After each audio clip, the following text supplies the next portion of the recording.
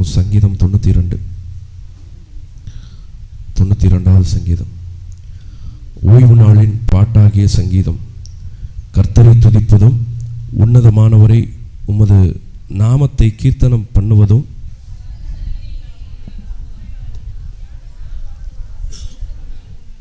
காலையிலே உமது கிருபையையும் இரவிலே உமது சத்தியத்தையும் அறிவிப்பதும் நலமாயிருக்கும்.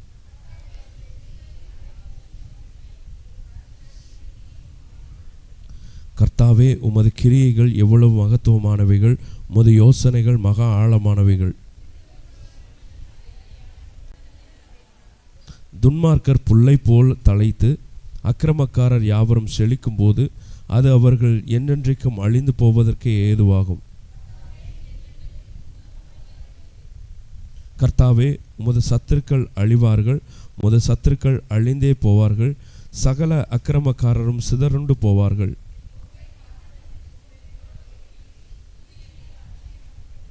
என் சத்துருக்களுக்கு நேரிடுவதை என் கண் காணும், எனக்கு விரோதமாய் எழும்புகிற துன்மார்க்கருக்கு நேரிடுவதை என் காது கேட்கும்.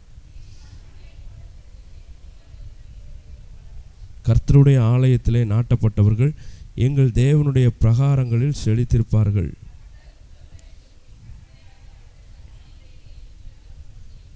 அவர்கள் முதிர் வயதிலும் கனி தந்து புஷ்டியும் பசுமையுமாய் இருப்பார்கள். அல்லேலூயா. நம்ம உட்கார்ந்து கொள்வோம்.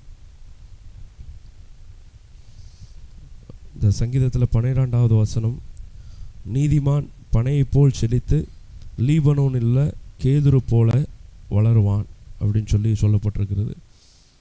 நீதிமான் அப்படின்னா என்ன? அவருடைய இரத்தத்தினால், இயேசுவின் இரத்தத்தினால் கழுவப்பட்டவர்கள் நீதிமான். யார் நீதிமான்? ஏங்க நீ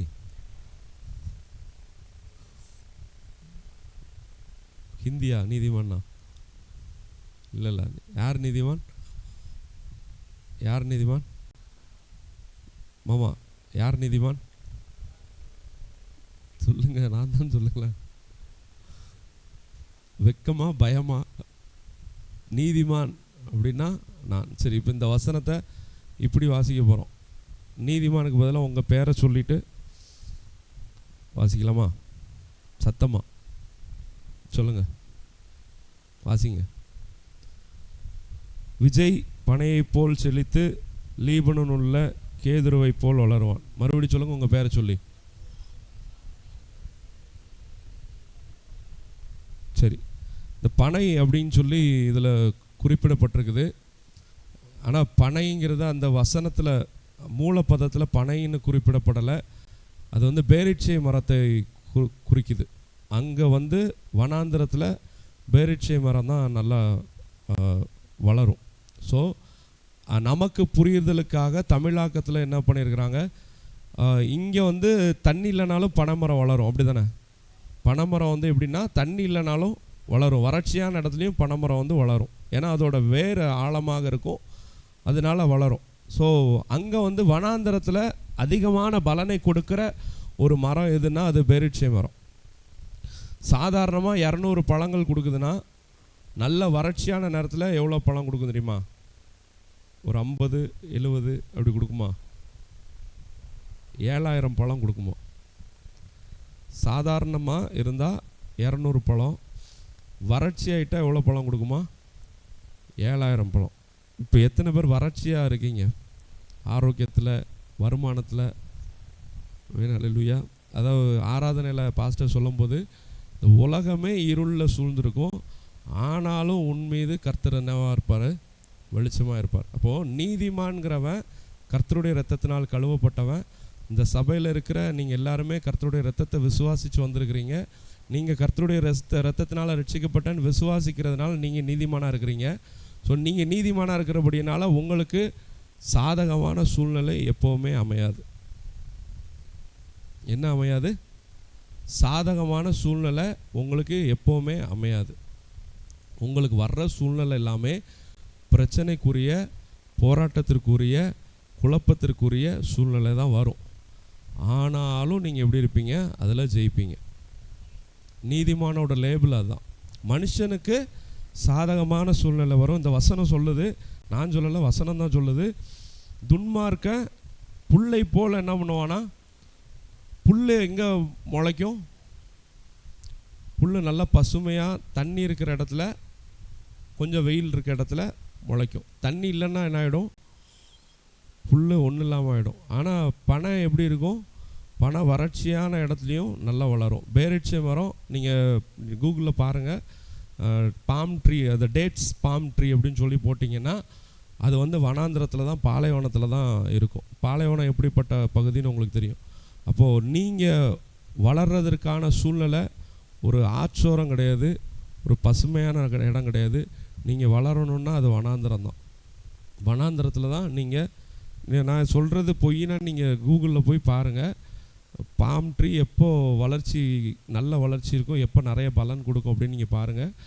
200 பழம் எங்கே இருக்குது, 7000 பழம் எங்கே இருக்குது, டேட்ஸ். அப்போது வறட்சியான இடத்துல தான் நாம் கனி கொடுக்குறவர்களாக இருப்போம். இன்னொரு இடத்த என்ன போட்டிருக்கிறாரு, லீபனோனில் உள்ள கேதுரு போல் வளருவீங்க, பனையை போல் நீங்கள் செழிப்பீங்க. செழிப்பில் எப்படி இருப்பீங்க? பனையை போல் செழிப்பீங்க. வறட்சியான இருக்கிற இடத்துல உங்களுக்கு வாய்ப்பே இல்லை, சூழ்நிலையே இல்லை, இதற்கான சாத்தியக்கூறே இல்லை, அப்படிங்கிற இடத்துல தான் நீங்கள் செழிப்பீங்க. அடுத்து லீபனோனில் உள்ள கேதுரு. லீபனோன் அப்படின்னா ஹீப்ரூவில் லீபனோன் அப்படின்னா என்ன அர்த்தம்னா, பனி படர்ந்த மலையாம், குளிர் அதிகம். குளிர் அதிகமாக இருக்கிற இடத்துல, பனி படர்ந்த தேசத்தில் எல்லா செடியும் முளைக்காது. எல்லா செடியும் குளிர் அதிகமாக, அதை நான் சொல்கிறது பனி ஃபுல்லாக பனி மூடி இருக்கும். அதுக்கு என்ன போட்டிருக்காங்கன்னா ஒயிட் ஸ்னோ, இதை பார்த்தோன்னே, அதாவது பனி வந்து ஃபுல்லாக மலையை மூடி இருக்குமா, மழையே தெரியாது, ஃபுல்லாக பனியாக தான் இருக்கும். அங்கே வந்து எல்லா செடியும் எல்லா மரமும் முளைக்காது, ஒரு குறிப்பிட்ட மரங்கள் தான் முளைக்கும். அந்த இடத்துல வளர்கிற கேதுரு போல் நீங்கள் வளருவீங்க. ஒரு பக்கம் ஒரு எக்ஸ்ட்ரீமு, இன்னொரு பக்கம் இன்னொரு எக்ஸ்ட்ரீம். ஒரு எல்லை இப்படி, ஒரு எல்லை இப்படி. ஒரு எல்லை இந்த உலக மக்களை பொறுத்த வரைக்கும் பார்க்கும்போது, எப்பா இது முடிஞ்சிச்சுப்பா, இதெல்லாம் ஒன்றுமே பண்ண முடியாதுப்பா, ஆபிரகாமுக்குப்பா 99 வயசாகிடுச்சுப்பா, இன்னிலாம் குழந்தையே பிறக்காதுப்பா அப்படின்னு தான் உலகம் சொல்லுச்சு. ஆனால் கர்த்தர் என்ன பண்ணார்? அப்போ தான் ஒரு வானத்து நட்சத்திரத்தை போல் ஒரு பெரிய சந்ததியை கொடுத்தாரு. இந்த உலகம் உங்களுக்குள்ள சூழ்நிலையை பார்த்து இது வாய்ப்பே இல்லை, இதுக்கு வந்து 1% கூட அறிகுறியே கிடையாது, நீ பொழைக்கிறதுக்கு, நீ வந்து வளர்றதுக்கு, நீ செழிக்கிறதுக்கு அப்படின்னு இந்த உலகம் சொல்லும். ஆனால் தேவன் நீதிமானாக இவங்களை மாற்றிருக்கிறபடியால் அந்த சாதகமில்லாத சூழ்நிலையை உங்களுக்கு சாதகமான சூழ்நிலையாக மாற்றி தருவார். இங்கே இந்த கேதுரு மரம் எப்படி வளரும்னா, கேதுரு மரம் வந்து மண்ணுக்கு கீழே 180 அடி உயரம். மண்ணுக்கு கீழே எவ்வளவு? 180 அடி. மண்ணுக்கு மேலே 140 அடி. உங்கள் பேஸ்மெண்ட் எப்படி இருக்கும்? உங்களை வளர்ச்சியோடு உங்கள் பேஸ்மெண்ட் எப்படி இருக்கும்? உங்கள் அடித்தளம் ரொம்ப ஸ்ட்ராங்காக இருக்கும். எவனும் ஈஸியாக வந்து ஒரு தட்டி வெட்டி உங்களை வந்து என்ன பண்ணிட முடியாது, யாரை பண்ண முடியாது. அதை அப்படி யாரை பண்ண முடியாது? நீதிமானாகிய பக்கத்தில் இருக்கவங்கள யாரை பண்ண முடியாது? நீதிமானாகிய நந்தினியை பண்ண முடியாது. அப்படி தானே கனி? நீதிமானாகிய என்ன பண்ண முடியாது. அதே மாதிரி அதோட கிளைகளை 60 அடி இருக்குமா, படர்ந்து.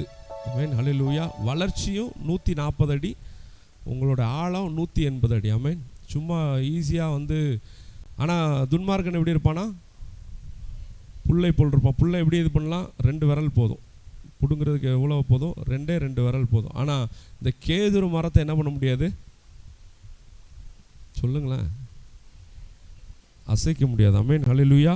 இப்போ கர்த்தர் உங்களை வந்து இந்த உலகத்தின்படி கர்த்தர் வந்து உங்களை ஆசீர்வதிக்கிறதில்ல, எதன்படி உங்களை ஆசீர்வதிக்கிறார் அப்படிங்கிறத நம்ம பார்க்க போகிறோம். ஒரு நிமிஷம்.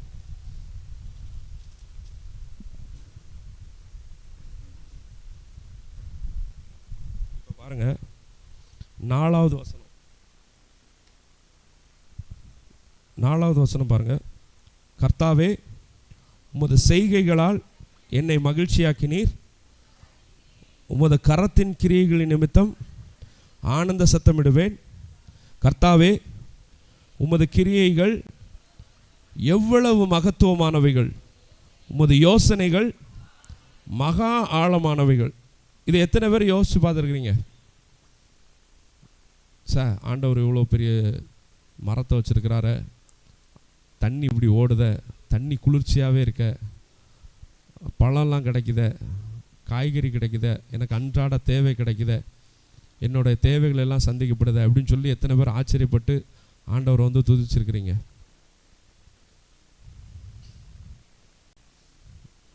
அல்லேலூயா. சரி, ஓகே, விட்டுருங்க.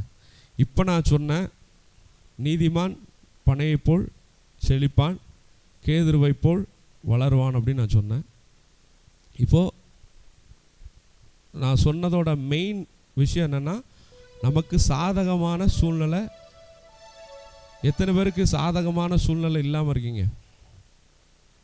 அதுக்கும் கையை வைக்க மாட்டீங்களா? எல்லாருமே சாதகமான சூழ்நிலையில் தான் இருக்கீங்களா? மெயின் அல்லேலூயா. நமக்கு வந்து எப்போ பார்த்தாலும் போராட்டம் இருந்துகிட்டே தான் இருக்கும், பிரச்சனைகள் இருந்துகிட்டே தான் இருக்கும். ஒரு வெற்றி கிடைக்கணுன்னா ஒரு போராட்டத்தை கடந்து தான் வரணும்.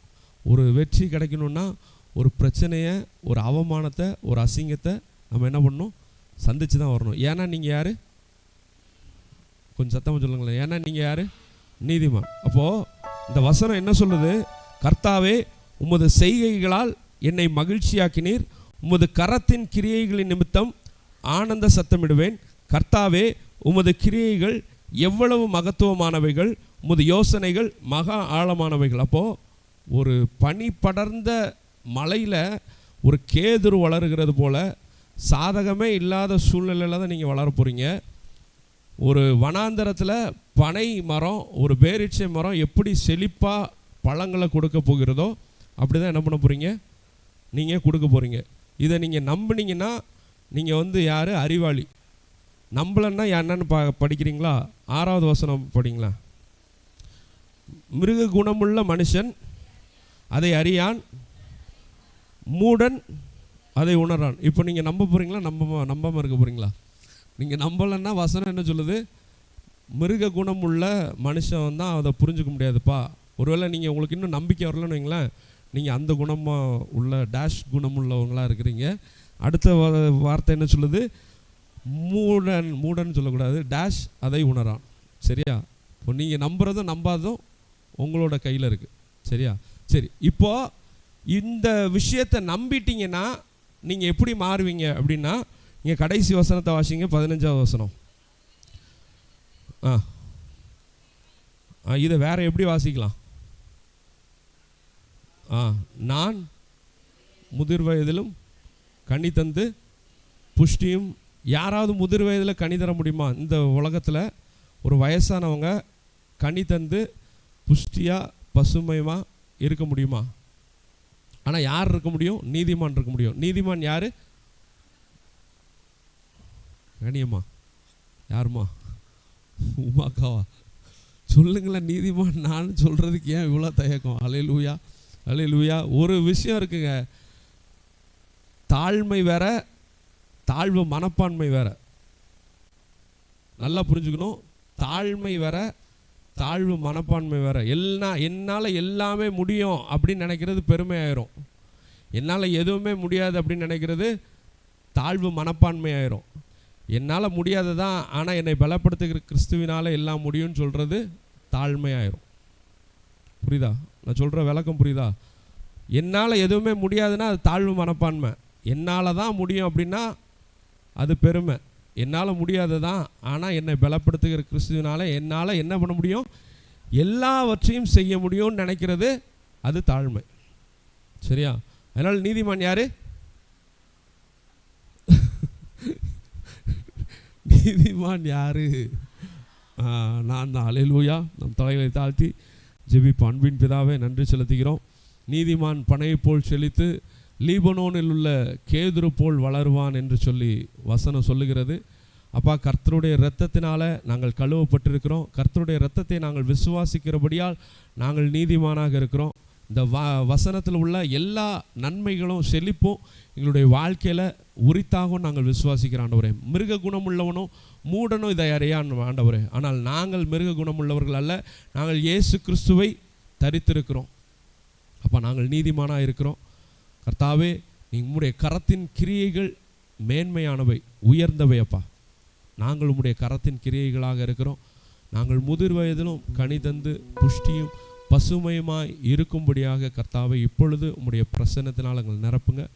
அப்படியே செய்ய போகிற கிருபைகளுக்காக தயவுகளுக்காக நன்றி. ஒருவேளை இங்கே கூடியிருக்கிறவர்களில் ஒரு சிலருக்கு வறட்சியான சூழ்நிலை, சாதகமில்லாத சூழ்நிலை காணப்படலாம். கர்த்தாவை நீங்கள் சொன்னது போல் அப்பா அந்த பனையும் லீபனோனும் இல்லை கேதுருவும் சாதகமில்லாத சூழ்நிலையில தான் நிறைய பலன்களை கொடுக்கறது போல கர்த்தாவை இந்த சாதகமில்லாத சூழ்நிலை எங்களை பெரிய செழிப்புக்குள்ளாக நடத்த போகிறது, பெரிய செழிப்புக்குள்ளாக எங்களை உள்ள உட்பிரவேசிக்க வைக்க போகிறது என்று விசுவாசித்து நாங்கள் ஜெபிக்கிறோம். அப்பா எங்களுடைய இந்திய தேசத்திற்காக நாங்கள் ஜெபிக்கிறோம். எங்கள் இந்திய தேசத்தை ஆசீர்வதிங்க கர்த்தாவே. எங்களுடைய பிரதமருக்கு நல்ல ஞானத்தை கொடுங்க, எங்கள் தேசத்தை நல்ல வழி நடத்தக்கூடிய ஆண்டவரே ஞானத்தை கொடுங்கப்பா. அப்பா எங்களுடைய முதலமைச்சருக்காக வருகிறோம். அப்பா முதலமைச்சருக்கு நல்ல ஞானத்தை கொடுங்க அப்பா. ஏழைகளுக்கும் நடுத்தர மக்களுக்கும் ஏற்ற சட்டத்தை இயற்றும்படியாக கர்த்தர் கிருபை கொடுங்க அப்பா. ஸ்தோத்திரம். எங்கள் சபையில் வியாபாரம் செய்கிற ஒவ்வொருவரையும் ஆசீர்வதிங்க அப்பா. வியாபாரத்தை வர்த்திக்க பண்ணுங்க அப்பா. ஸ்தோத்திரம். நாளை கழிச்சு நடக்க இருக்கிற வல்லமை முகாமுக்காக வருகிறோம். வல்லமை முகாம் ஆசீர்வதிங்க கர்த்தாவே. இதில் நிறைய ஜனங்கள் கலந்து கொண்டு அப்பா உம்முடைய வல்லமையை பெற்றுக்கொள்ளணும். இந்த வல்லமையை அப்பா வெளியரங்கமாக்கணும் ஆண்டவரே. புறஜாதிகளிடத்தில் இந்த வல்லமையை காண்பித்து கர்த்தாவே உமக்கு ஆட்களை சேர்க்கிறவர்களாக மாற கர்த்தர் கிருபை செய்யுங்க அப்பா. ஸ்தோத்திரம். எங்கள் பாஸ்டருக்காக வருகிறோம், பாஸ்டர் அம்மாக்காக வருகிறோம் அப்பா. அவங்கள பலப்படுத்துங்க கர்த்தாவை. இதுவரை நீங்கள் நடத்தி வந்தீங்க, இதுவரை தாங்கி நீங்கள் சுமந்தீங்க, தப்பு வச்சிங்க அப்பா. இனிமேலும் வருகிற நாட்களில் தாங்குங்க, சுமங்க, தப்புவீங்க கர்த்தாவே அப்பா. ஸ்தோத்திரானவரே அவங்க உமது இரத்தத்திற்குள்ளாக மறைத்து கொள்ளுகிறோம் அப்பா. எந்த வேடனின் கண்ணியும் பாழாக்கும் கொள்ளை நோயும் அவர்களை அணுகாதபடி கர்த்தர் நீங்கள் வேலை எடுத்துக் கொள்ளுங்க. நாளைக்கு இந்த வல்லமை முகாம நடத்த இருக்கிற 5 பாஸ்டர்களுக்காக வருகிறோம். ஜான் மாமாக்காக வருகிறோம் அப்பா. எங்கள் பாஸ்டருக்காக வருகிறோம், ஆல்வின் பாஸ்டருக்காக வருகிறோம் அப்பா. காமராஜ் பாஸ்டருக்காக வருகிறோம் அப்பா. யோபு மாணிக்கம் பாஸ்டருக்காக வருகிறோம். இவங்க குடும்பத்தை உமது இரத்தத்தினால மூடுகிறோம் அப்பா. அப்பா ஸ்தோத்திரம். யாருக்கும் எந்த ஆபத்தும் வராதபடி அப்பா, யாருக்கு எந்த குழப்பங்களும் வராதபடி அப்பா சந்தோஷமாக இந்த 2 நாள் வல்லமை முகாமை முடித்து அப்பா விசுவாசிகளை வல்லமைக்குள்ளாக நடத்த கர்த்தர் கிருபை செய்யுங்கப்பா. இந்த சபையில் இருக்கிற ஒவ்வொருவரையும் கர்த்தர் நீங்கள் ஆசீர்வதிங்க, பேர் பேராக ஆசீர்வதிங்க. அநேக தேவைகள் இருக்கும் அப்பா. நாங்கள் படித்த வார்த்தையை போல நீதிமான் பனையை போல செழித்து லீபனோனில் உள்ள கேதுருவை போல வளருவான்னு சொன்ன வாக்கு தத்தம் அப்பா எங்களுடைய சபை மக்களுக்கு உரித்தாகட்டும் ஆண்டவரே. நாங்கள் வளர பெருக கர்த்தர் கிருபை செய்யுங்க. மீட்பு இயேசுவின் மூலம் கேட்கிறோம் நல்ல பிதாவே, ஆமென்.